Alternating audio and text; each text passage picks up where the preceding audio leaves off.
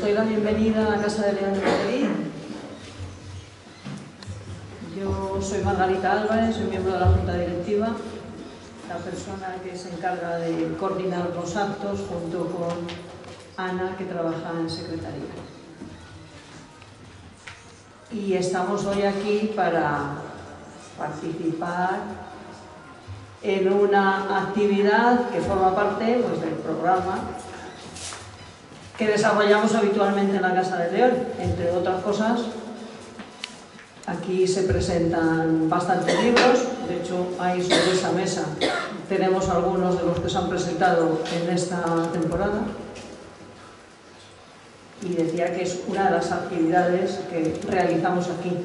Generalmente libros vinculados con León por la temática o con autores leoneses. Y decía que hoy tengo el placer de estar aquí para presentar, en nombre de la Casa de León, para abrir más bien este acto de presentación de este libro, Crónicas perdidas de los templarios, que nos lleva, pues, a una época seguro lejana en el tiempo, aunque el libro, como me han comentado, no habla propiamente de la historia de los templarios, sino de relatos en torno a ellos, pero decían que de alguna manera nos va a devolver a ese mundo que siempre nos ha traído como algo histórico, algo legendario, porque de alguna manera se han desarrollado muchas leyendas en torno a ese tema, a esa orden. Y estoy acompañada por unas personas que seguro que saben mucho de eso, mucho más que yo, y nos van a hablar de ello. A mi lado está José Ramón Álvarez Redondo. Tuve el placer hace, pues ahora 2 años ya, o más quizá, de comer con él un día y con otro grupo de personas de la Casa de León, en la Casa de Cantabria, y allí, en los postres, nos contó que había dado recientemente una conferencia sobre este tema y tuvo la gentileza de darnos informalmente la conferencia, con diapositivas y todo, porque tenía delante el ordenador. Así que asistí a una conferencia así, en un grupo de amigos, en los postres de la comida. José Ramón Álvarez Redondo es miembro del Consejo Superior de la Casa de León y, por tanto, una persona de la casa. Pero además tenemos aquí a Basilio Rodríguez Cañada, al fondo, y a José Luis Martín Aranda. Marín. Ay, Marín, perdón. Lo siento. Voy a presentaros por orden de intervención. Va a hablar en primer lugar el editor, después hablará José Luis y por último José Ramón, que es coautor del libro.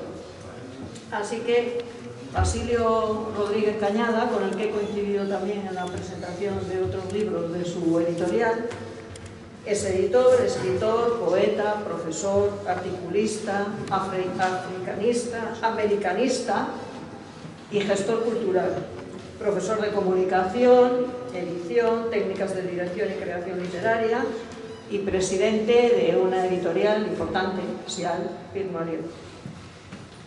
Creada en 1997 y que tiene casi 2.200 obras publicadas entre España e Hispanoamérica.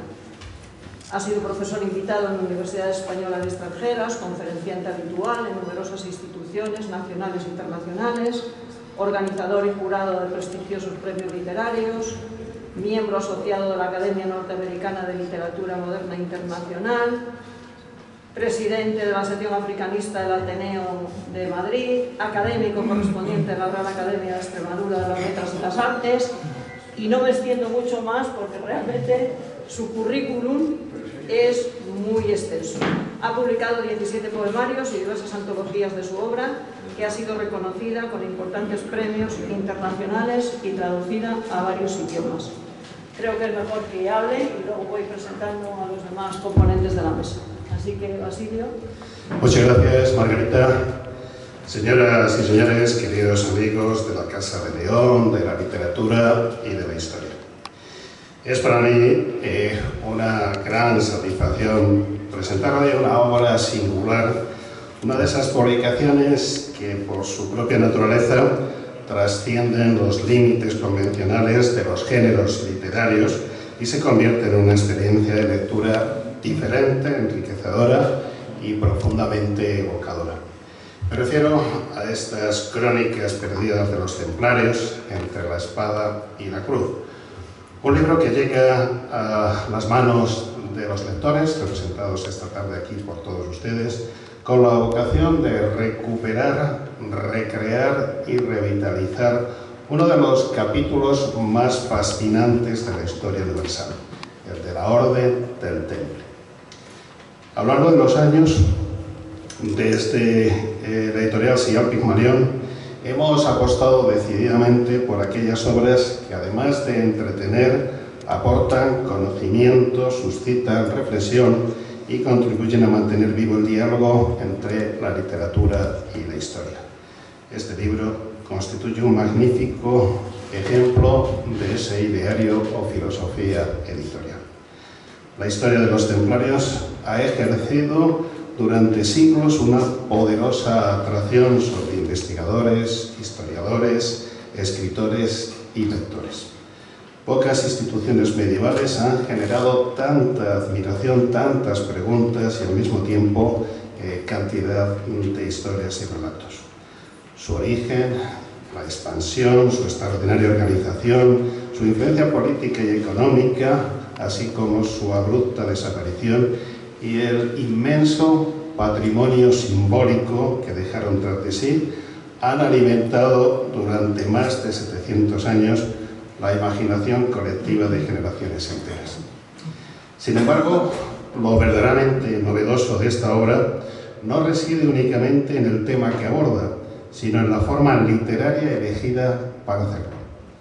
Nos encontramos ante un proyecto excepcional que reúne las voces, sensibilidades y conocimientos de 9 autores distintos, todos ellos vinculados de una manera u otra con el estudio, la investigación o la reflexión sobre el fenómeno templario. Podría parecer a priori una empresa compleja, 9 miradas, 9 estilos, 9 formas de aproximarse a una misma realidad histórica. Sin embargo, el gran mérito de este libro consiste precisamente en haber logrado convertir esa diversidad en una fortaleza narrativa. Y aquí debemos destacar la figura fundamental de José Luis Marín Aranda, escritor, poeta, narrador de reconocido prestigio y autor de diversas obras publicadas dentro del grupo Sial Pigmalión. José Luis Marín Aranda ha asumido en este proyecto una tarea tan delicada como decisiva, la de coordinar literariamente, convirtiéndose en arquitecto narrativo de un conjunto coral. Su trabajo ha consistido en algo mucho más complejo que colaborar en una serie de obras o de autores. Ha sabido coser, ensamblar y armonizar materiales diversos hasta construir una estructura narrativa sólida, coherente y fluida. El resultado es admirable. El lector no tiene la sensación de encontrarse ante una recopilación de relatos independientes ni ante una mera sucesión de textos temáticos, todo lo contrario. La obra funciona como una única narración, como una gran novela histórica de múltiples voces, donde cada episodio se integra de forma natural en un conjunto perfectamente articulado. José Luis Marín Aranda ha conseguido que las distintas aportaciones dialoguen entre sí, se complementen y se enriquezcan mutuamente, hasta crear una auténtica sinfonía narrativa en la que cada autor aporta su instrumento, pero donde la melodía final pertenece a una sola obra. Indudablemente, esa capacidad de integración constituye uno de los mayores logros literarios del libro, pero hay otro aspecto que merece ser subrayado. Crónicas perdidas de los templarios no pretende limitarse a reproducir hechos históricos conocidos. Tampoco se conforma con repetir tópicos o leyendas ampliamente divulgadas. Su ambición es mayor. La obra explora los espacios donde la historia documentada se encuentra con la imaginación creadora, donde los hechos comprobados dialogan con los interrogantes que el paso de los siglos ha ido dejando abiertos. En este sentido, el libro realiza una auténtica labor de literaturización de la historia. Y conviene detenerse un instante en esta idea. La literatura posee una capacidad única para acercarnos al pasado. Los historiadores reconstruyen acontecimientos, los escritores devuelven vida a quienes los protagonizaron. La historia nos ofrece datos, la literatura nos permite escuchar voces, percibir emociones, comprender motivaciones y habitar temporalmente otros mundos. Eso es precisamente lo que ocurre en estas páginas. Los templarios dejan de ser únicamente nombres inscritos en documentos medievales para convertirse nuevamente en personas de carne y hueso. Sus dudas, sus ideales, sus conflictos, sus esperanzas y sus contradicciones reaparecen ante nosotros con una extraordinaria fuerza narrativa. Al mismo tiempo, el libro realiza un recorrido históricamente riguroso por la evolución de la orden, desde sus orígenes en Tierra Santa hasta su expansión por Europa, desde su papel en las cruzadas hasta su influencia en los reinos occidentales, desde el esplendor de sus encomiendas hasta el dramático proceso que condujo a su desaparición oficial. Todo ello se desarrolla con una constante voluntad de fidelidad histórica, sustentada en el conocimiento de las fuentes y en una amplia documentación. Pero además, la obra incorpora nuevas perspectivas, interpretaciones y posibilidades narrativas que enriquecen nuestra comprensión de aquel universo fascinante. Por eso estamos ante un libro que puede interesar tanto al lector apasionado por la novela histórica como al estudioso del temple, al investigador de la Edad Media o simplemente a quien quiere disfrutar descubriendo grandes historias humanas. Vivimos una época en la que la velocidad de la información a menudo nos aleja de la profundidad del conocimiento. Frente a esa tendencia, obras como esta reivindican la importancia de la memoria histórica, de la reflexión y de la lectura pausada. Nos recuerdan que el pasado sigue teniendo mucho que decirnos y que algunas preguntas formuladas hace siglos continúan interpelando al ser humano contemporáneo. Los templarios siguen despertando interés porque representan cuestiones universales: la fe, el poder, el sacrificio, la lealtad, la búsqueda de sentido, la realidad o la búsqueda entre la verdad y el mito. Son temas que trascienden cualquier época y que continúan siendo profundamente actuales. Por eso este libro no habla únicamente del pasado, también habla de nosotros, de nuestra necesidad de comprender la historia y de nuestra permanente fascinación por aquello que aún conserva una parte, un ápice de misterio. Quiero expresar mi reconocimiento a todos los autores que han participado en esta aventura intelectual y literaria. Cada uno de ellos ha aportado su talento, su conocimiento y su sensibilidad para construir una obra colectiva de notable calidad. Y quiero felicitar de manera muy especial a José Luis Marín Aranda por haber sabido convertir esa pluralidad de voces en un relato unitario, coherente y sugestivo, demostrando una vez más su extraordinaria capacidad narrativa y su profundo compromiso con la literatura. Estoy convencido que Crónicas perdidas de los templarios y de la espada y la cruz encontrarán una magnífica acogida entre lectores y especialistas y ocupará un lugar destacado dentro de las obras contemporáneas dedicadas al universo templario. Porque las grandes historias nunca desaparecen, permanecen ocultas durante un tiempo, aguardando a que alguien vuelva a contarlas. Y este libro constituye precisamente una magnífica invitación a redescubrir una de ellas. Antes de concluir, deseo expresar mi agradecimiento a la Orden de los Pobres Caballeros de Cristo, encomienda magistral del Temple, cuyo apoyo y colaboración ha sido fundamental para hacer posible la realización de esta obra. Quiero personalizar este reconocimiento en la figura de don José Ramón Álvarez, maestre de la encomienda magistral del Temple, a quien agradecemos su confianza y generosidad y firme compromiso con la recuperación, conservación y difusión de la tradición histórica, cultural y social de los templarios. Su labor, junto a la de quienes le acompañan en esta noble tarea, constituye un valioso testimonio de cómo la memoria de una institución que marcó profundamente la historia de Europa puede seguir proyectándose hacia el presente a través del estudio, la investigación, la cultura y la creación literaria.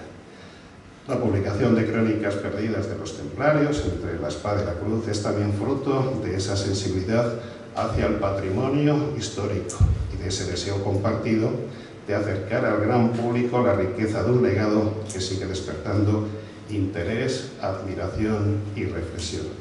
Por ello, quisiera rogar al señor maestre que haga extensivo nuestro más sincero agradecimiento a todos los miembros de la directiva y a cuantos integran la Orden de los Pobres Caballeros de Cristo, encomienda magistral del Temple, por su apoyo, su entusiasmo y su permanente disposición a colaborar en iniciativas que contribuyen a preservar y difundir una parte tan significativa de nuestra historia común.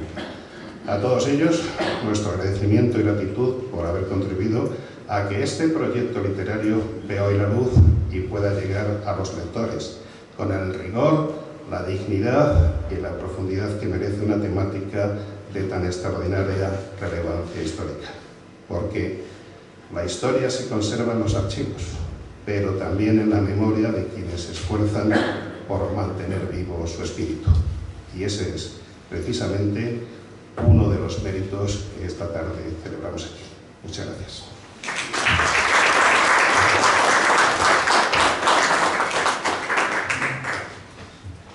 Gracias, Basilio. Ahora pasamos la palabra, voy a introducirlo previamente, a José Luis Marín Aranda, gaditano, escritor, pintor y poeta. Como ha dicho Basilio, es el coordinador de la obra. Ha estado vinculado al mundo de la empresa, la consultoría y la docencia en la disciplina de dirección y desarrollo de personas. Es autor de varios libros de poesía, entre otros destacan El patio amarillo, Aromas de otoño, Versos para Van Gogh, todos premiados con distintos premios. Y este Aromas de otoño ha sido traducido al francés y publicado en Francia, y Versos para Van Gogh se ha traducido al inglés y se ha publicado también en Colombia. Marín Aranda ha prologado varios libros, ha participado en certámenes diversos, ha intervenido como conferenciante nacional e internacional en seminarios y congresos literarios en diferentes países. El autor acostumbra a ilustrar sus libros personalmente y también ha colaborado con sus ilustraciones en libros de otros autores. Ha participado en trabajos de poesía en varias revistas y su prosa se puede encontrar en antologías publicadas en países de Europa e Iberoamérica. Marín Aranda es miembro del patronato de la Fundación de la Biblioteca Nacional de España, académico de la Academia Norteamericana de Literatura Moderna Internacional, así como de la Asociación de Escritores y Artistas Españoles. Sensible a la promoción del arte, fue socio fundador de la Galería Liebre de Madrid en el año 2011. Cedemos la palabra. Muchas gracias. Ya. Vale, ¿no? Supongo. Bien, buenas tardes. En primer lugar, quiero dar las gracias a la Casa de León por la generosa y favorable acogida que ha hecho para que este acto pueda hacerse. Le doy las gracias a la Casa de León en nombre de Margarita Álvarez, que está aquí coordinando el acto. Quiero dar las gracias también a Basilio, como no, a mi editor, que amablemente siempre está aquí conmigo para ayudar a presentar las obras. Y por supuesto a José Ramón. La encomienda de Madrid, ha sido también muy generosa y muy amable, permitiéndome coordinar este libro. Es un libro en el que yo he disfrutado mucho. He disfrutado y he aprendido muchas cosas. Porque cuando se habla del mundo del temple, yo que he sido siempre un amante de la historia de la humanidad, de la historia de España en particular y muy expresamente del tema templario, del que tengo muchos libros y he estado siempre leyendo cosas relacionadas con esta historia. Resulta que en un momento determinado en mi vida me encuentro a unos amigos que son templarios y que me dan la oportunidad de colaborar y de coordinar un libro. Y claro, eso para mí representó una situación que me emocionó, me gustó y la acometí además con mucho agrado. La vida del temple es una vida, digamos, que tiene una realidad propia, es algo que no pasa, que está ahí permanentemente. El misterio, toda la escasa información y el enigma que hay alrededor de la historia del temple siempre nos ha tenido en un punto en el que hemos estado atentos. Y yo lo noto cuando hablo y digo, bueno, pues coordinando un libro sobre la historia del temple, la gente me dice, ah, me interesa, quiero verlo, quiero saber qué es lo que se cuenta. Hacer la coordinación ha representado para mí, como decía, una gran emoción en el sentido de que trasciende lo puramente literario, lo puramente intelectual, porque estar viendo diferentes voces, diferentes situaciones que se han ido contemplando a lo largo de todos los relatos que aparecen en el libro y trabajar con personas que han ido teniendo, bueno, pues una distinta mirada, cada uno ve el relato que ha contado de una determinada forma. Bueno, digamos, esta necesidad de contrastar enfoques y de situarme en un punto intermedio en donde lo que yo quería era no hacer un libro exclusivamente de relato, que hubiera sido, por así decirlo, mucho más fácil y con menor esfuerzo, pues he tratado de buscar una historia común en donde he ido incardinando, he ido imbricando todas esas historias que los demás me han ido pasando, actualizándolas en algunos casos, tratando un poco de ajustarlas al modelo literario que también exige una novela, una novela que además pudiera ser comercial, porque esto es una cosa absolutamente cierta. Lo que escribimos de alguna manera tiene que venderse, la gente le tiene que gustar y la gente lo tiene que comprar y tiene que disfrutar con ello. Entonces esta forma de trabajar a mí me ha gustado mucho. He buscado ahí un hilo conductor, como hice tiempo atrás en la historia de los seteros, en las historias del monje trapense, pues es una cosa muy parecida. Los que hayan leído este libro, cuando lean las crónicas perdidas de los templarios, verán que efectivamente el hilo conductor es un hilo común en donde las demás historias se van incardinando.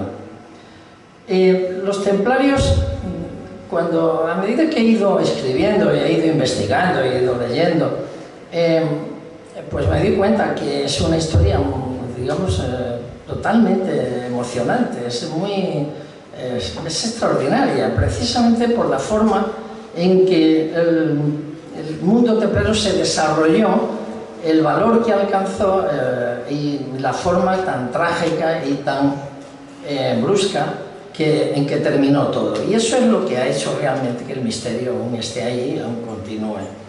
Los templarios, como antes decía, fueron muchas cosas, fueron monjes, soldados, guerreros, pero por encima de todas esas circunstancias, desde mi punto de vista, y recientemente hice un artículo que hablaba de esto, los templarios fueron unas personas generosas que buscaron dentro de la misión que tenían encomendada, pues buscaron un sentido a la vida que estaba prácticamente por encima de ellos mismos. Era algo realmente asombroso que la gente, pues bueno, pusiera en peligro su vida por un bien común general que en aquella fecha pues trabajaban y defendían con un gran empeño.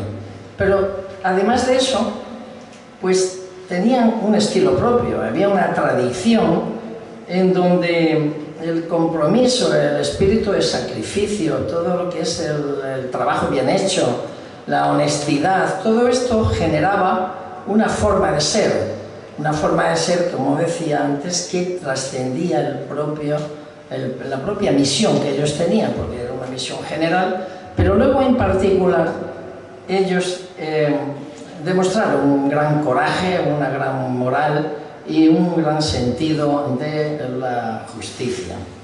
Ese espíritu realmente, va más allá del tiempo.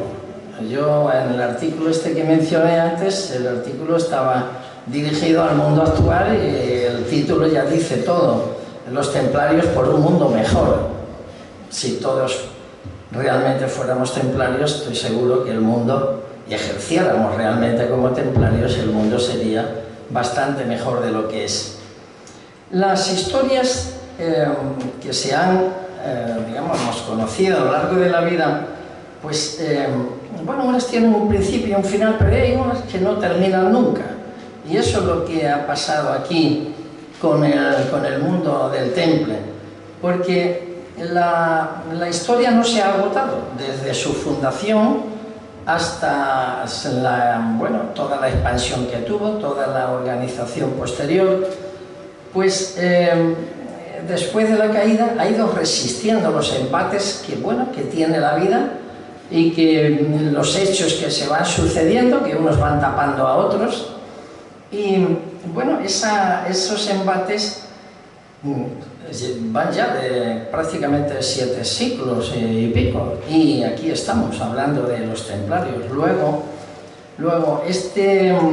se ha ido desplegando, se ha ido divulgando la historia, una historia que persiste precisamente por el gran enigma que hay alrededor de la orden.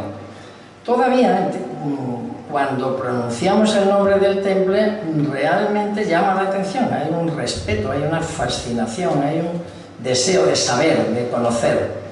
Y esto no es solamente conocer aquella institución que se creó en el siglo XII, sino una presencia real que aparece y que se prolonga mucho más en el tiempo, precisamente también porque hay un gran vacío en muchos aspectos que dan pie a jugar con la imaginación y dan pie a esa tendencia humana inagotable de la curiosidad, de ese misterio que queremos conocer, y que aquello que no termina de explicarse de una manera clara, pues realmente a todos nos llama la atención.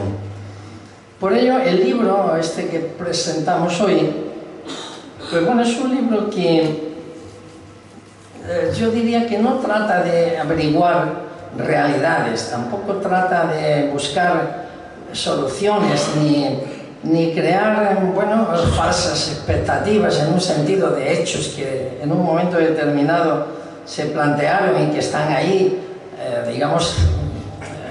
de la historia a la leyenda, van de un lado a otro. Esa línea divisoria de la leyenda y la historia es muy difícil de plantear. Entonces, lo que hemos intentado es reconstruir algunos hechos conocidos que en cierta manera eran como un cuerpo cerrado, pero que de alguna forma falta realmente información.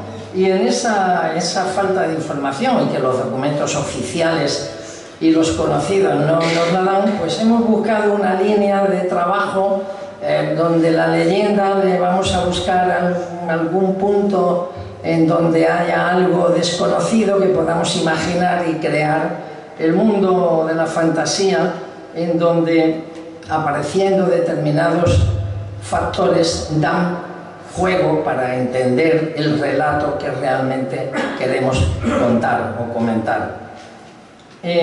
Entonces el libro se mueve en el espacio este de la incertidumbre, en donde hay cosas que sabemos son ciertas.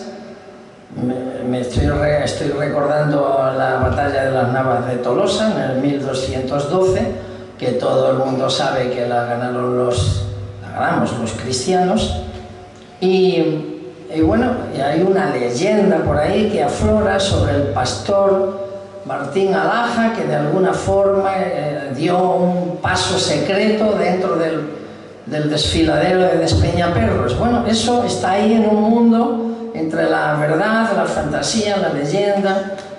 Bueno, muchas cosas se han escrito. Bueno, cuando buscamos realmente hablar de las Navas de Tolosa, hay evidentemente que hablar también del pastor, y aquí está la historia del pastor contada con imaginación. No se trata entonces de construir verdades definitivas, sino que estamos buscando una línea que nos permita realmente entender por qué se produjeron algunos hechos conocidos, reales, que los historiadores contemplan como verdaderos, pero que de alguna forma la base fundamental de dónde nace todo eso es desconocida. En cualquier caso, el libro trata de dejar una pista de algo que pudo ser posible. La Edad Media, como todos sabemos, bueno, está llena de historias. Unas son reales y otras son leyenda, porque con el tiempo de los siglos, el paso de los siglos, ha venido construyéndose una serie de hechos que llega un momento en donde estás perdido entre la ficción, entre la imaginación, entre las realidades, entre lo que es realmente historia, y todo esto confluye realmente en lo que es la Edad Media. Cuando lees un libro de la Edad Media, todo lo que hay ahí pues representa un complejo mundo que está entre la ficción y la realidad. Esto no es porque se haya pretendido siempre de alguna forma montar una historia paralela o buscar soluciones que no se conocían, ¿no? El verdadero libro de historia es historia, pero lo que sí es cierto es que alrededor siempre hay una serie de circunstancias que adornan mucho la historia y consecuentemente el historiador siempre las presenta como algo posible. En la construcción literaria de este libro, pues yo no he pretendido, digamos, romper esa tensión o aclararla, sino que tampoco he buscado respuestas concluyentes, pero sí he buscado hacer algo que a los lectores les invite a recorrer ese espacio intermedio, como decía antes, que está en donde la historia se está construyendo y luego hay una serie de indicios y de sugerencias que ayudan a entender esa propia historia. Que la actitud que yo entiendo que hay que tomar a la hora de leer el libro es una actitud que va un poco más allá de la propia lectura, porque los episodios que se van presentando, pues no debemos leerlos como unos investigadores o como algo que queremos conocer de una manera cierta, sino que vamos a buscar hipótesis que nos den una vía de aproximación al texto principal y que no vamos a cerrar probablemente la situación, sino que estoy seguro que se van a producir nuevas preguntas, nuevas curiosidades, y precisamente eso es lo que yo humildemente he ido buscando. He ido tratando de crear en el lector esa impaciencia por conocer un hecho determinado y por darle una forma que invite a la posible y segura posterior investigación. La cuestión principal en algunos casos se responde porque hay un hecho cierto y en otros casos no se responde, pero se da una idea de lo que podía haber sido. Consecuentemente, en esa línea, en ese diálogo de lo que sería lo que se dice, lo sugerido y la propia historia, pues ahí es donde entiendo que está la verdadera clave de la lectura, que es lo que la hace amena, lo que la hace atractiva. Y no hay que buscar afirmaciones categóricas, lo repito de nuevo, sino que hay que buscar una posibilidad de fragmentar realmente lo que uno está leyendo, buscando la coherencia que queremos darle al hecho que en sí estamos explicando. La coherencia de la que hablo, pues no es una cosa impuesta. La coherencia está en un sentido, digamos, que el propio lector tiene que ir descubriéndolo. Creo que lo va a conseguir, porque yo, que soy de los que leen el libro escrito posteriormente como un lector, me gusta hacer eso. Bueno, pues cuando yo lo entiendo, digo, los demás lo van a entender. Si los demás no lo si yo no lo entiendo, los demás pueden tener algunas dudas. Luego creo que en esa lectura que hagáis del libro está claro que va a resultar atractivo. El mundo del temple, vuelvo como al principio, hay una cuestión importante, y es que exige este mundo del temple en esos 200 años de historia, exige no solo ir a los documentos oficiales, sino que hay que buscar algo más, hay que buscar ese resquicio de la leyenda, ese resquicio de una crónica perdida, de un manuscrito tardío, de una copia que aparentemente es copia original, pero que podría estar algo tergiversada, en documentos que aparecen por ahí en diferentes sitios. Hay multitud de espacios donde hay guardada documentación todavía sin ver, sin explicar siquiera, y en cualquier nota marginal se puede encontrar algo importante. Eso para mí es algo que representa el mundo de la imaginación, el mundo de la ficción, el mundo de la leyenda. Y ahí he trabajado realmente para sacar a relucir algunos aspectos que ustedes van a ver en el libro.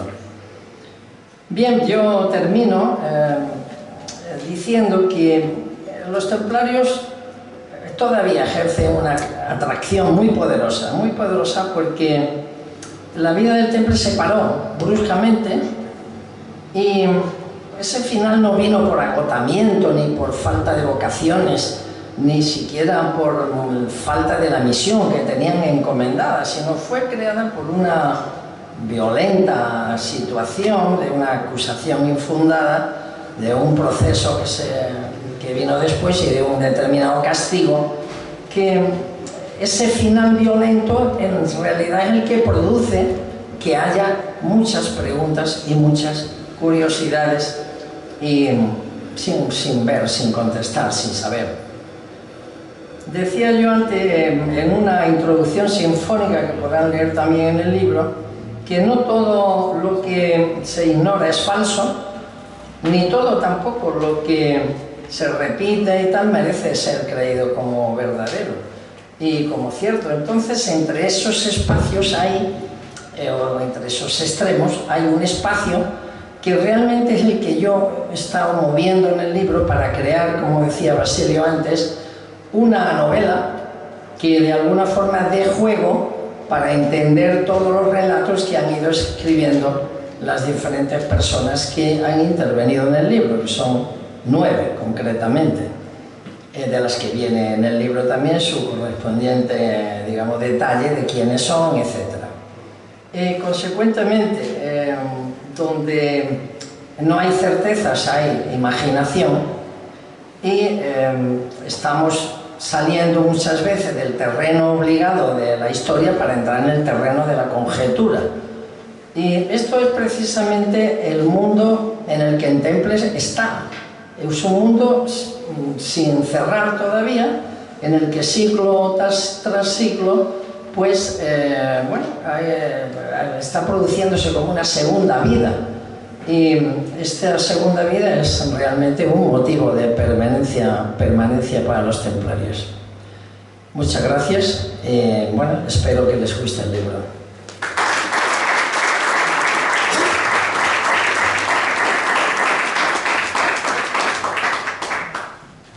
Muchas gracias, José Luis.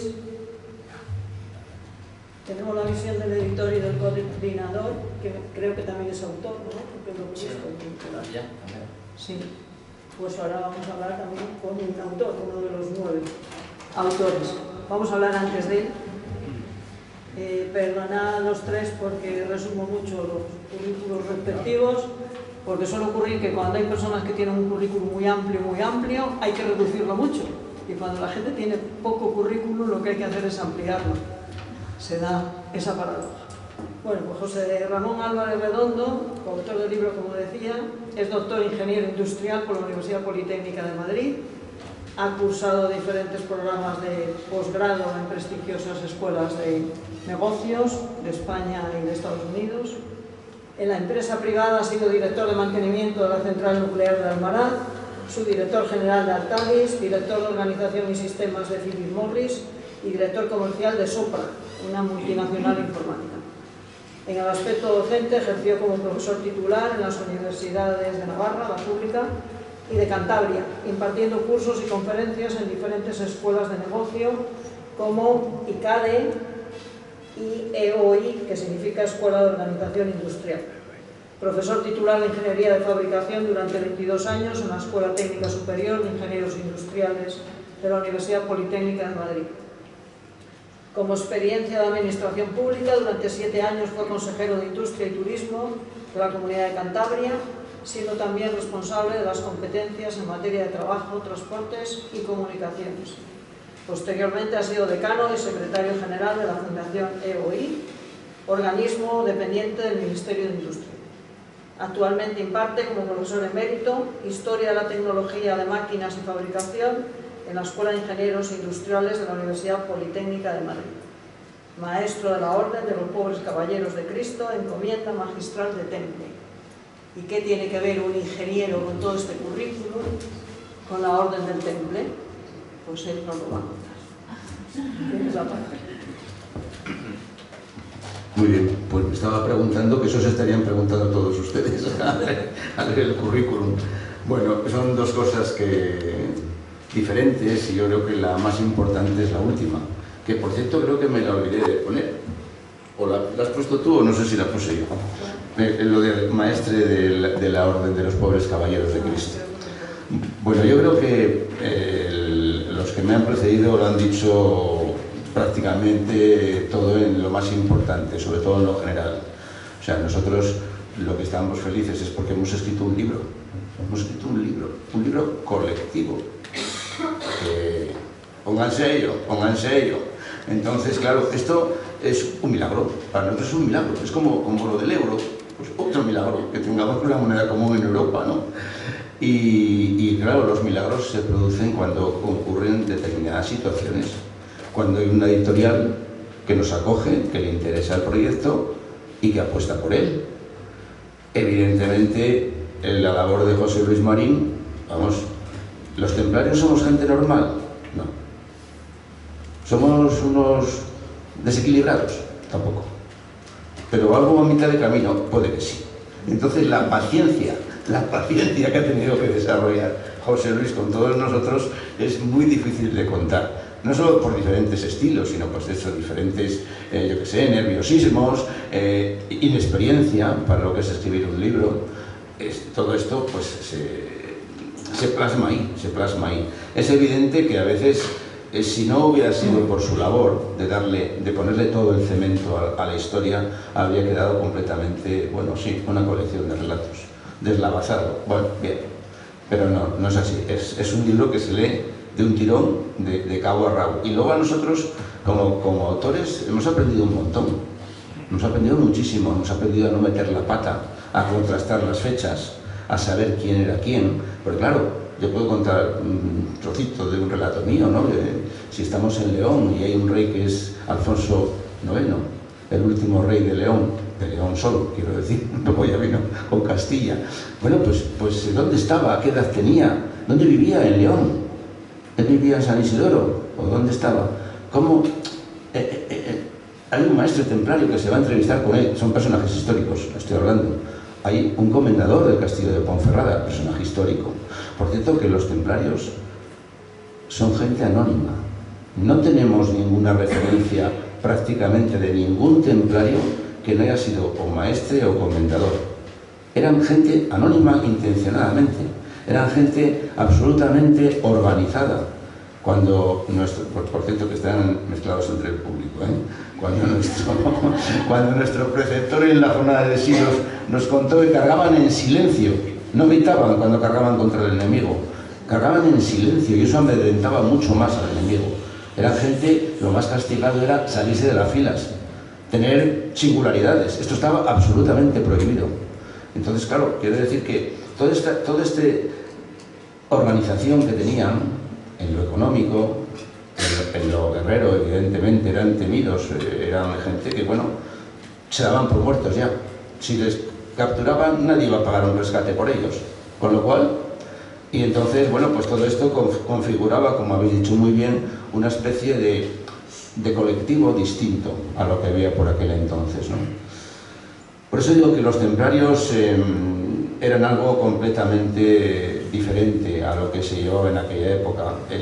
Su nombre original es el que nosotros llevamos, la Orden de los Pobres Caballeros de Cristo, era como se denominaban, y bueno, aparte de que sí, usamos lo que todo el mundo conoce, que es la cruz patei, como símbolo templario, pero también tenemos la cúpula del templo, que lo verán en algún pin de algún compañero mío, como símbolo distintivo. ¿Por qué? Porque ellos, ¿cómo surgen los templarios? Pues la historia nos cuenta que hubo 9 caballeros que, como atacaban a los peregrinos, que del puerto de Haifa a Jerusalén eran 60 kilómetros, y en esos 60 kilómetros, pues como ha ocurrido en la guerra de Vietnam o en la guerra de Irak, se dominan las ciudades y los cruces de caminos, pero el resto del territorio va libre, hay bandas de salteadores, hay partidas, etcétera, ¿no? Y ellos dijeron, no, hay que poner orden en esto. Claro, yo cuando lo leía digo, 9 caballeros, pero con 9 valía para cubrir 60 kilómetros.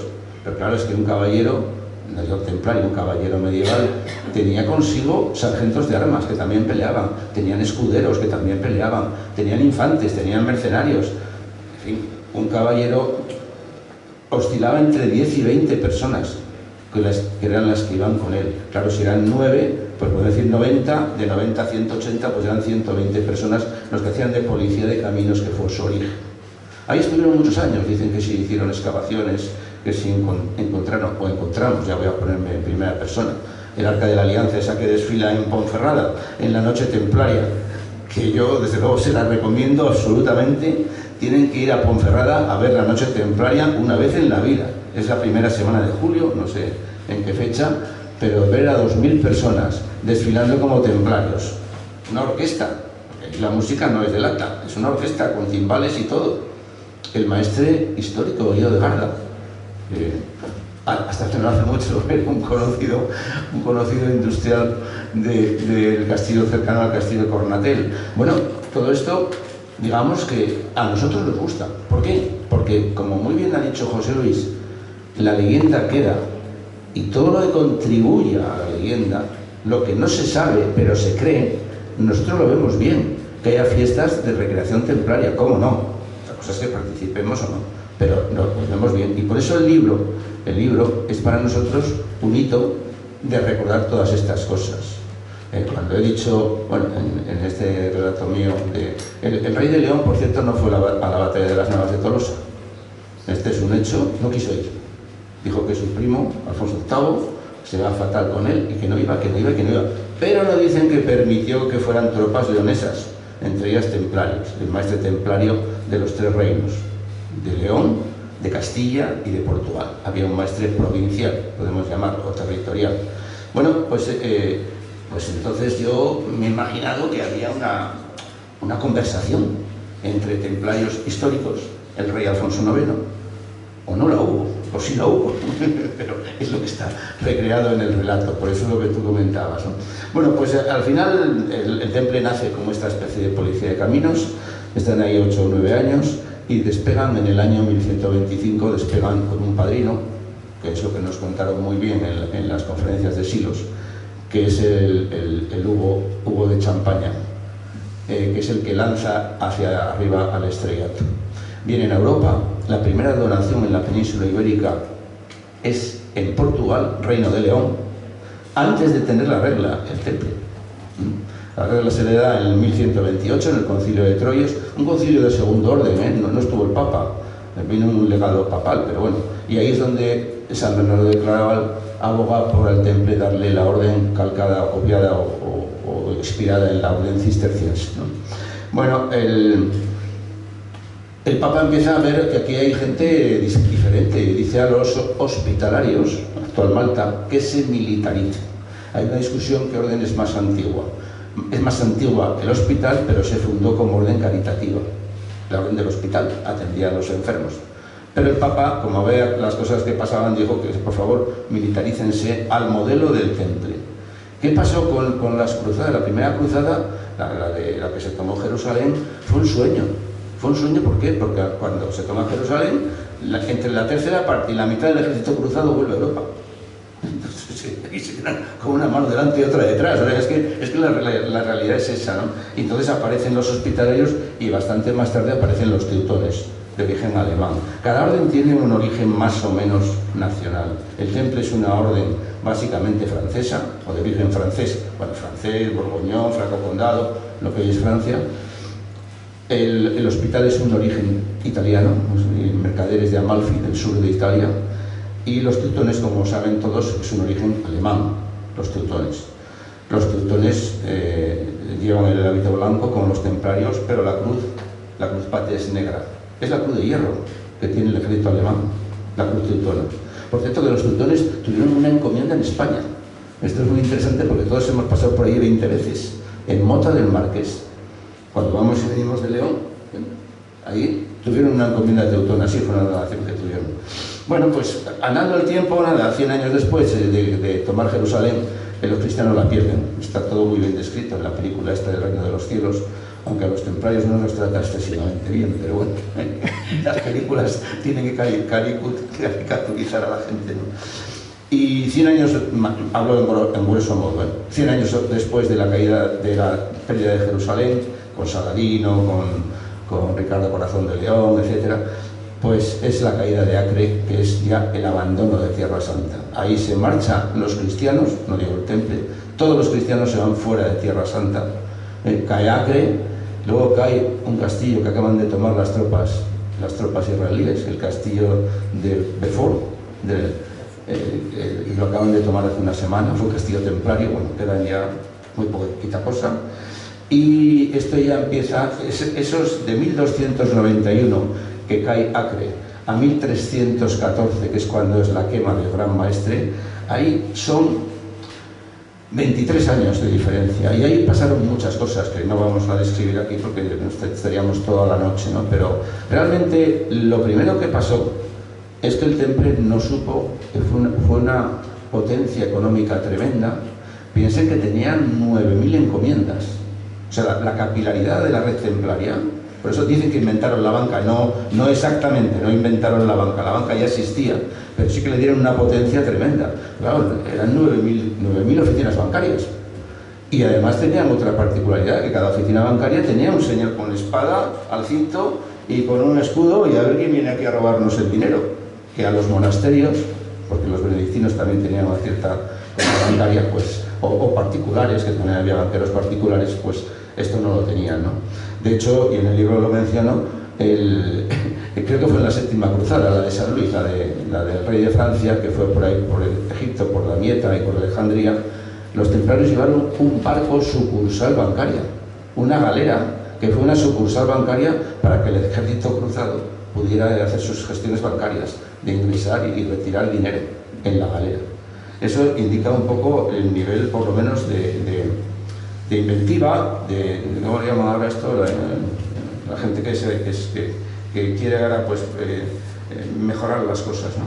Bueno, el hecho templario, como muy bien ha dicho José Luis, fue una cosa abrupta. A mí me comentaba la concejala de turismo de Ponferrada, viendo el castillo, paseando por el castillo.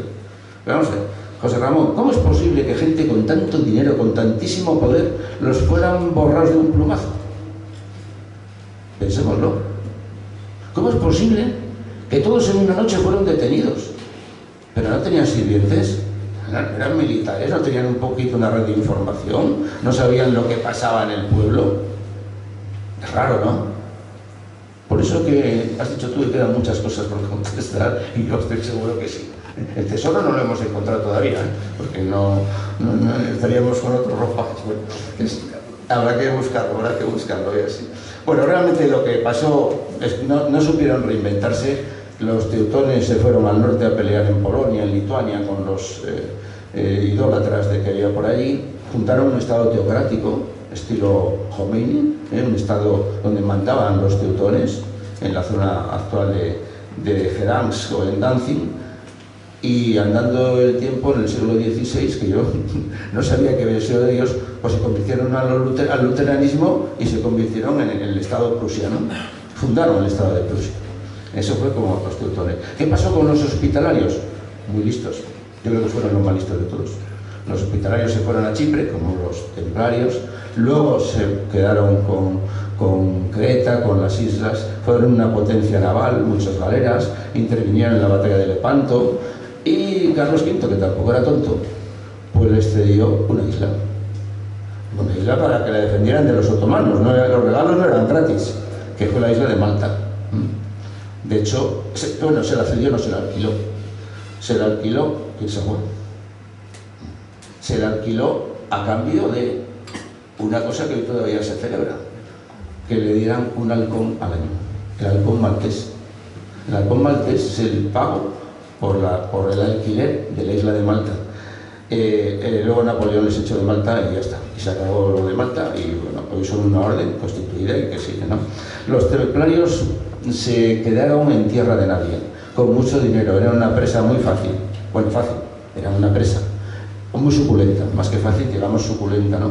Entonces, claro, unos ingenuos, por un lado, confiaban ciegamente en el Papa nos defenderá, dependían directamente del Papa, y pasó lo que pasó, lo que todos conocemos. Yo creo que muchos sabían lo que iba a pasar, o sea, los dejaron de tener, ya no los salvarán, porque es imposible que no supieran nada. Entonces, bueno, el Papa les intentó defender durante 2 años, Clemente V, francés, puesto por el rey de Francia, hasta que el rey de Francia dijo: oye, que este Papa no nos vale, a este Papa no lo vamos a llevar por delante. Pensar que el Papa en aquella época no era como ahora, se quitaban y se ponían con bastante facilidad. Y entonces el Papa dijo: uy, si vienen a por mí la cosa cambia, si vienen a por mí yo me quito y a ver estos qué pasa con ellos. Entonces ahí fue cuando ya se empezó a extrapolar. Ahí el Papa hace 3 círculos de juicio. Primero, a cada obispo le da jurisdicción para juzgar a las personas de cada diócesis. Por eso aparecen los juicios de Medina del Campo, aparecen los juicios de Tarragona, pues son juicios, digamos, provinciales. Crea una comisión para juzgar a la orden como institución y se reserva a los seis altos cargos del temple para juzgarlos el Papa en persona. Bueno, el tema provincial solamente son condenados en Francia y algún reino títere como Navarra en aquella época. En España fueron todos absueltos, incluso con generosas pensiones, dejándoles vivir en las casas donde estaban y que se murieran de viejos, de mayores. Y en Italia igual, en Inglaterra igual, o sea que tampoco fue esto. Únicamente sí que es lo que a veces se cuenta y se cuenta mal, esos 50 templarios quemados en las afueras de París. Ese fue un juicio legal, porque el obispo de París tenía jurisdicción sobre esas personas y bueno, se les ocurrió condenarlos a muerte y los quemó. Pero realmente lo que estaban era organizándose para ir contra los procesos que tenían.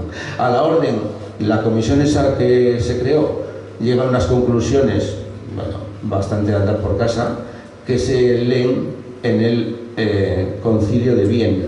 No de Viena, como se traduce en algún libro, de Viena, que es un pueblecito a 30 kilómetros de Lyon. Y ahí pues se leen en público, no se permite tomar la palabra a nadie.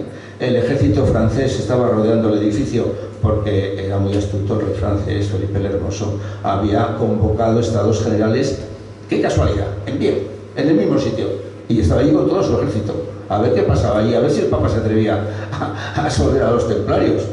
Y se leen de esa forma, en eso se condena a la orden. Es curioso leer la sentencia y conviene leerla, porque dice: con gran dolor de nuestro... Bueno, hablo una traducción un poco libre, no lo tengo delante.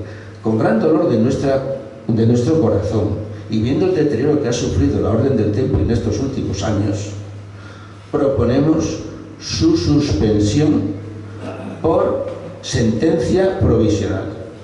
O sea, fijaros los dos términos. Suspensión, no abolición. Los jesuitas fueron abolidos 2 veces, Después, claro. O sea, quiere decir que no se abolió la Orden del Temple. Y una sentencia provisional de la cual nunca hubo una sentencia definitiva. Jamás. Eso es lo que dice esto. Pero bueno, eso es lo que dice. La orden queda suspendida.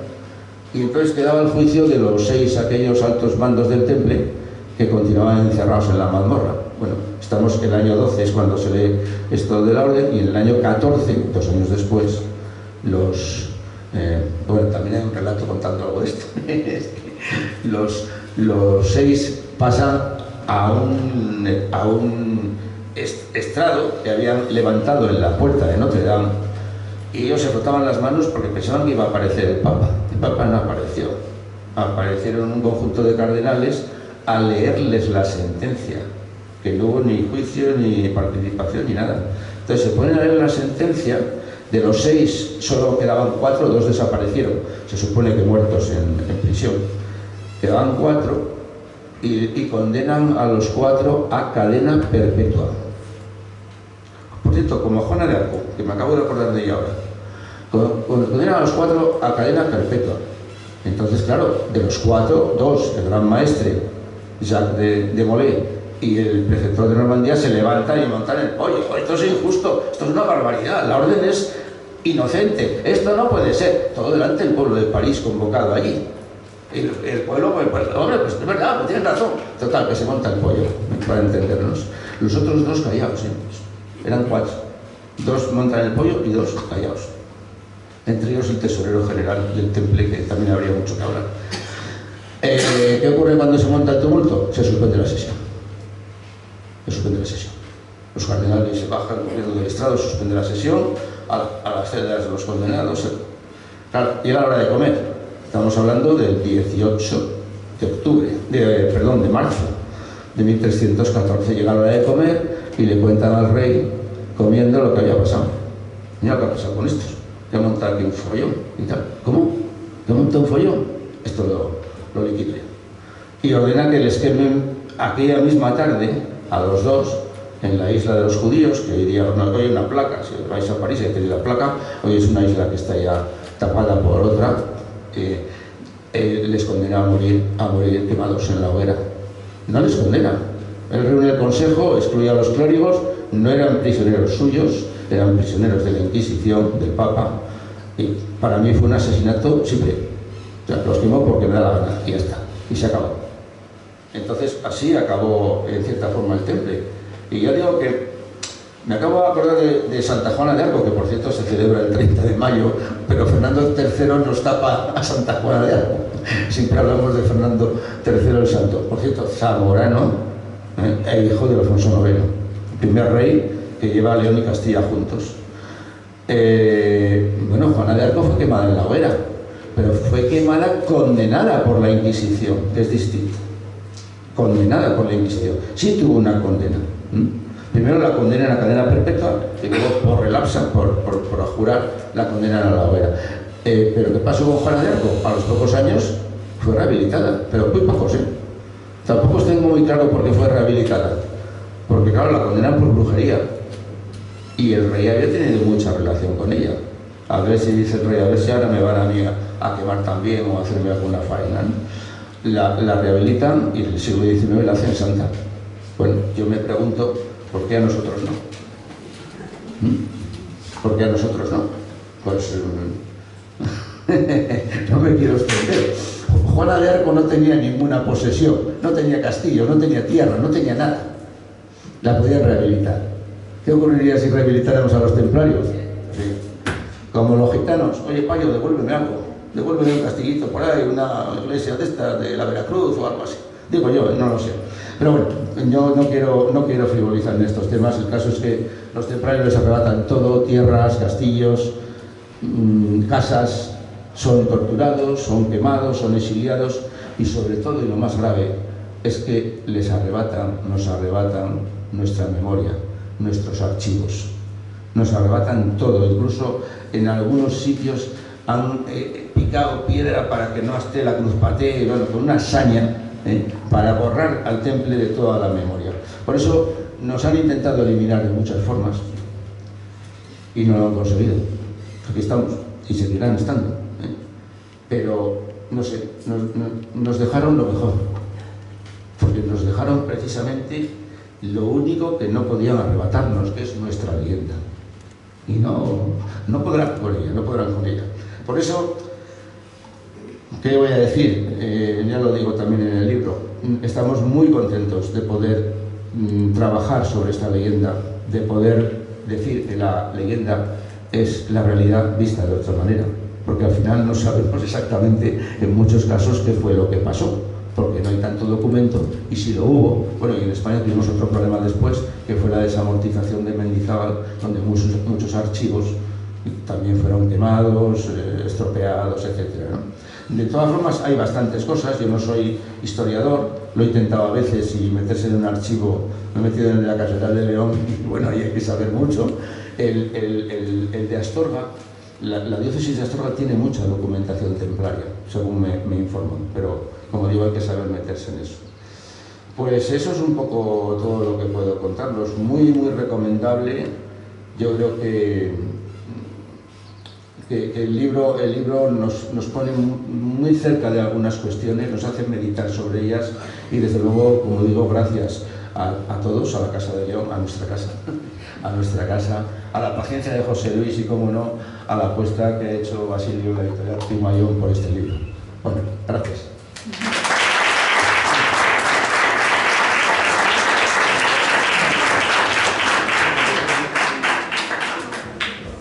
Muchas gracias a los tres.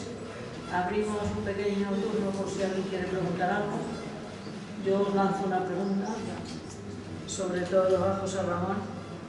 Estos caballeros del temple actuales, o sea, Orden de los Pobres Caballeros de Cristo, ¿tenéis la misma regla que tenían los templarios? Y si es así, ¿cuáles son los elementos fundamentales de esa regla? Bueno, los templarios, como he dicho, en el Concilio de Troyes, en el año 1128, les dan una regla, que es la regla primitiva, a la cual se añade luego otra que se llaman los retraits, o la ampliación, podemos decir, de la regla. Entonces sí que existía una regla primitiva. Es evidente que es una regla que hoy está desactualizada, porque dice que si el maestre tiene que tener 4 caballos y el mariscal tiene que tener 3, y bajaba a las 2 de la mañana el rezo de maitines a ver cómo estaban atendidas las caballerías. Entonces eso no es aplicable a fecha de hoy, pero sí que dice, pues cuando un hermano fallecía, cuando un templario fallecía, qué había que hacer. Ellos no poseían nada propio, todo era de la orden, el cuchillo con el que comían, cualquier ropa. Y como digo, ahí viene todo, ahí vienen las festividades templarias. Hay una muy poco conocida, el 2 de febrero, la fiesta de la Candelaria, sí conocida en Canarias, pero menos por aquí, que es la fiesta de la luz, la fiesta de la sabiduría. Y ahí está la regla. Yo la he leído por delante y por detrás 20.000 veces, y a veces la utilizo en lo que puedo, y comento con los demás templarios pues un poco lo que dice, ¿no? Y en qué sentido lo dice, ¿no? Le digo que estaba todo perfectamente organizado, estipulado, lo que comían, lo que hacían. Los templarios tenían prohibido hacer penitencia, nada de cilicios, ni de azotes, ni de nada de eso, porque tenían que estar en forma para el combate.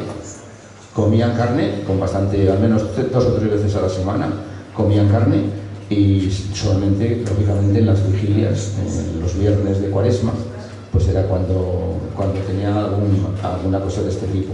Pero ellos que seguían una vida bastante estricta, pero bastante sana, siempre pendiente en el combate.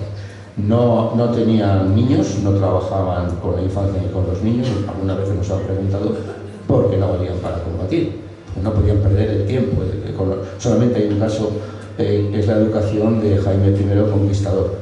No sé si conocéis, que fue educado por los templarios en el castillo de Monzón. No guardaba muy buen recuerdo, yo creo, porque ellos son un poquito duros con él, pero era lo que había. Y en cuanto a mujeres, que también nos suelen preguntar mucho, ¿hay algún caso? Bien, es verdad que son casos de mujeres templarias, de monjas templarias, para que nos entendamos mejor, donde ellas fueron garantes o están firmando la cesión de unos terrenos o algún tipo de compraventa, etcétera, pero en general no había monjas templarias como sí podía haber en otras órdenes, ¿no? Pues quizá por lo mismo también, por el tema del combate. No hay que olvidar que ellos, el temple de las 9.000 encomiendas, la tercera parte de lo que sacaban, tenían obligación de enviarlo a Tierra Santa. Incluso llegaron a modificar, la marina templaria tenía naves modificadas para el transporte de caballos. O sea, llevaban caballos a Tierra Santa, armas, dinero, todo lo que sacaban lo mandaban para allá. Por eso, que yo nos han comentado antes de empezar, que no me vengan con milongas de que los templarios financiaban catedrales. Los templarios no financiaron ninguna catedral. Y si puede alguien que me lo demuestre. Yo he investigado la de León, quién financió la de León, quién financió la de Chartres, y los templarios no aparecen por ningún sitio. Por eso lo digo, porque a veces pues ya saben por dónde voy, ¿no? Porque como financiaban las catedrales, los albañiles, no sé qué, y de ahí viene el vincular determinadas organizaciones con los templarios. No. Los templarios no financiaron ni una sola catedral que yo sepa. Perdona, que me he ido de la pregunta y si me dejáis. Bueno, alguien. Sí, que hubo algún caso, pero digamos, esporádico. En uno de los relatos que aparece en uno de los relatos, sí. No, hay documentos de una monja templaria o dama templaria en la zona catalana. Bueno, hay muchas leyendas, porque el temple fue mucho más fuerte en Aragón que en Castilla, por ejemplo. Tuvo más implantación en Aragón que en Castilla. Entonces de ahí saca una teoría de que en Castilla no estaban bien vistos porque la fortaleza de Calatrava la abandonaron, se fueron porque no la podían defender. Hay un profesor de la Universidad de Jaén que tiene un maravilloso libro, pero es de otra editorial, no lo voy a decir aquí, donde él habla de 22 fortalezas templarias en España, y cuando llega a Calatrava dice que lo de Calatrava fue un trueque, que el rey tampoco quería tener una orden internacional ahí porque era poco manejable, y fue cuando se funda la Orden de Calatrava, que es una orden española, nacional. Y en Aragón fueron muy importantes porque Alfonso I, el batallador, que murió sin hijos, sabéis, ex marido de la reina Urraca I, que además se pegaron con ejércitos y todo. Esto estuvo, pues este hombre cedió el reino de Aragón a las 3 órdenes internacionales: Temple, Hospital y Santo Sepulcro. Y el sucesor, Ramón Berenguer IV, negoció con las órdenes, empezó primero con el Hospital y tal, dejó el Temple para el final, para que renunciaran al testamento. Y claro que renunciaron al testamento, pero digamos que como buenos negociadores catalano-aragoneses, como les quieren llamar ahora, pues le sacaron 8 castillos y no sé cuántas más cosas y todo lo que pudieron en aquella negociación, ¿no? Por eso el temple era más fuerte en Aragón que en Castilla. En Castilla no te olvides de Portugal, hay que echarle comer aparte a Portugal. ¿Alguien quiere hacer alguna pregunta? No sé si me va a poder usted contestar, pero ¿y cómo ingresa usted en la Orden del Temple? ¿Yo? Sí. Hombre, voy a contestarlo bien, en el sentido, con la seriedad que requiere. Uno siente estas cosas cuando a veces hasta parece que uno puede creer en la reencarnación, de que ya ha sido en otra vida alguna cosa de estas. Uno siente años, interés por el temple, por estas cosas, uno busca que por ahí, que quien organiza esto. Es cierto, nosotros nos queremos apellidar magistrales, por eso hablamos de la palabra magistral. Nos lo dijo un presidente de Cáritas. Dice, mira, en el mundo templario hay tanta farándula, tanto charlatán, que os aconsejo que os pongáis un adjetivo. No os llaméis templarios solo, templarios magistrales, para indicar que queremos hacer las cosas bien. Entonces, cuando todo esto llega a un momento que cristaliza en alguna rama o en alguna orden templaria. Normalmente las hay internacionales, las hay nacionales. En España yo pensaba que había más, pero un excelente trabajo de otro infiltrado que está ahí mirando el móvil ha hecho una investigación y parece que en España solo hay 5 o 6 ramas que merezcan, como la nuestra, una determinada consideración, que estén legalizadas en el Ministerio del Interior, que tengan NIF, cosas que si uno escarba muchas veces resulta que hay gente que se la monta en el desván de su casa, pero obvia esto. Entonces uno se afilia o intenta entrar ahí. Normalmente los requisitos son evidentemente el ser cristiano he dicho, no he dicho católico, he dicho cristiano, con lo cual hay órdenes que admiten ortodoxos, luteranos, pero yo sepa ninguna orden templaria, alguna voluntaria judía sí puede, pero no admiten ni judíos ni musulmanes. No sé si está bien o está mal, pero esa es la realidad. Y bueno, como digo, un poco pues estamos intentando hacer cosas en común, unirnos para determinadas acciones, ¿no? Entonces eso es como... Yo de todas formas, un minutito, yo les recomiendo, si buscan alguna orden templaria, si les piden dinero, corten. Si les quieren vender un curso, corten. Esa no merece la pena. Una pregunta, una curiosidad. Todos hemos oído hablar de Baphomet y demás. Entonces me acuerdo de que en el libro de Gárgoles y David, Sánchez Dragó dice que la famosa cabeza de San Saturio, que está en Soria, preciosa, por cierto, una de plata y tal, que debía ser un Baphomet de los templarios de ahí de Soria. ¿Crees que eso es así? ¿Eso es un invento de Sánchez Dragó? ¿O qué opinas de los Baphomet famosos? Bueno, esa fue una de las acusaciones que se hicieron a los templarios en los juicios, ¿no? Que adoraban una cabeza, un busto, con barbas. Los templarios, por ejemplo, adoran, bueno, tienen una gran estima a San Juan, a todos los Juanes, Juan el Bautista, claro, Juan el Bautista y Juan el Evangelista también, o sea, el Apocalipsis es uno de los libros de cabecera de los templarios. Entonces yo creo que el Baphomet era casi un relicario. Hoy día se ven muchos de estos que son relicarios porque tienen huesos del santo en cuestión. Realmente al temple le acusan de tres cosas. La primera es escupir en la cruz. O sea que tú cuando te hacías templario decías, vale, tú ahora tienes el manto, pasa para acá, mira, ve la cruz, escupe. Sí, ¿cómo voy a escupir? ¿No has jurado que me ibas a obedecer a mí, que soy el maestre? Escupe. Y eso tiene varias connotaciones. Una, decían que era una prueba para poner a prueba, para poner a tono al que se acababa de hacer templario. Precisamente era un método de selección. Según cómo reaccionase, lo mandaban a Tierra Santa o lo dejaban en la retaguardia. Otros dicen que era una broma, yo no creo que fuera una broma. Esa, digamos que tiene cierta consistencia, que eso se hacía. La de homosexualidad, que también es otra acusación, que incitaban a la homosexualidad y tal. Yo creo que esa, en los juicios, lo bueno de que te juzguen es que tienes mucha documentación.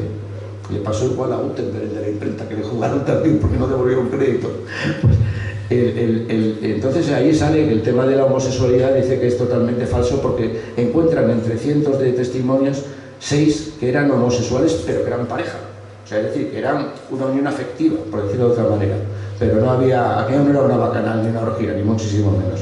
Y luego lo del Baphomet, yo creo que es otra cosa, debe ser un relicario o algo que podía ser que tuvieran, como tenemos una imagen de un santo en casa o un cuadro, ¿no?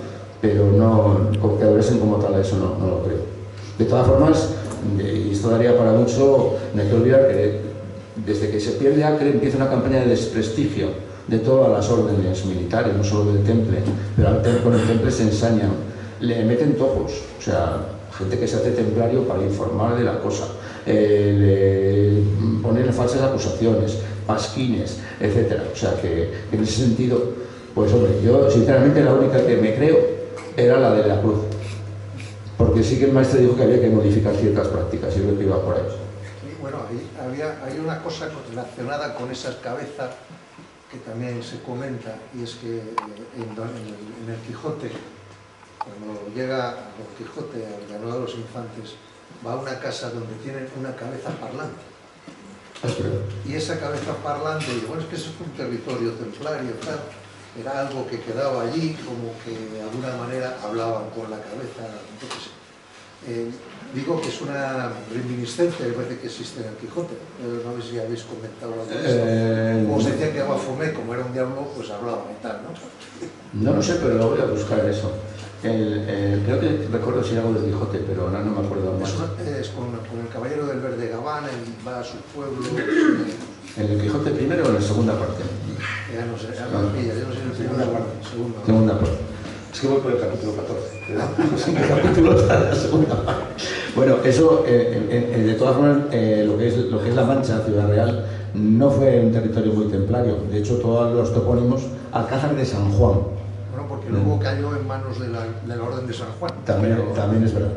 Creo que inicialmente O sea, también es verdad, sí. Luego también estaba Calatrava, mucho de Calatrava, etc. Pero no sé. Mira. Bueno, miraremos el Quijote. Si al final siempre volvemos al Quijote. Hablas de que hay distintas órdenes templarias y que habéis intentado organizar una actividad conjuntamente. ¿Hay un ideal y una filosofía común o tenéis una naturaleza muy diferente cada una de esas ramificaciones? ¿Y tú crees que sería factible el poder plantearse una fusión, una colaboración más efectiva? Es una buena pregunta. Yo creo que el ideario es bastante común, en mi opinión. El hecho de tener la misma fe religiosa une bastante. Si empezamos ya con otras pejigueras, por llamarlo de alguna manera, pues que si la cruz es la paté, o hay otros que utilizan la cruz patriarcal, el manto siempre es blanco. No conozco ninguna orden templaria que no tenga manto blanco. Luego la gente habla de los egos, yo le he dado muchas vueltas a ese tema. Nosotros siempre tendemos la mano a todo el que esté por la unión.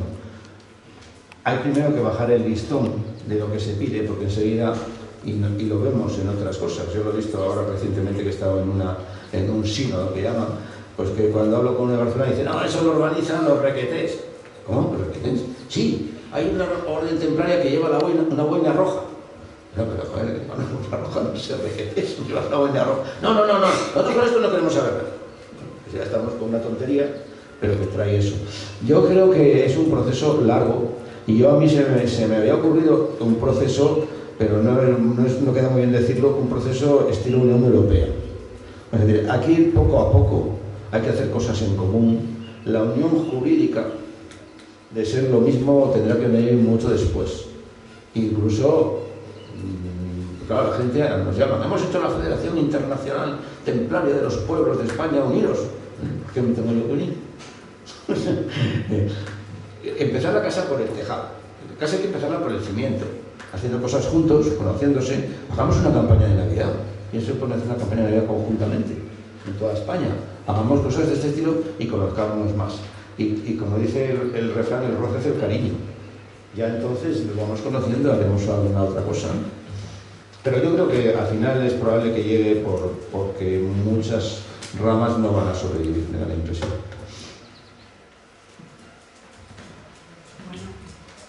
Creo que podemos cerrar para que os toméis un vino leonés, porque si no, y se puede seguir hablando con los tres de los templarios y del libro, y para que quede un momento de tiempo para que lo podáis adquirir y para que lo puedan firmar los componentes de la mesa. Así que muchas gracias a los tres, muchas gracias.